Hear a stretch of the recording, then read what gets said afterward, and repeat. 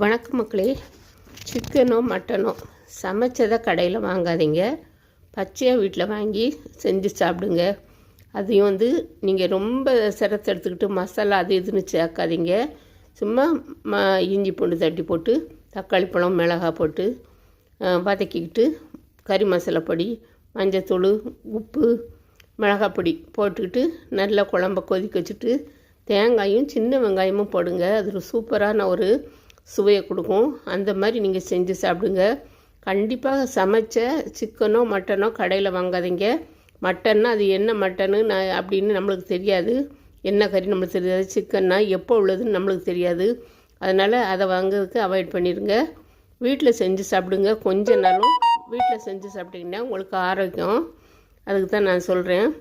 ரொம்ப சிம்பிளாக செஞ்சு சாப்பிடுங்க. ரொம்ப மசாலா சேர்த்து உரப்பெல்லாம் சேர்க்காதீங்க மக்களே. படம் பிடிச்சதா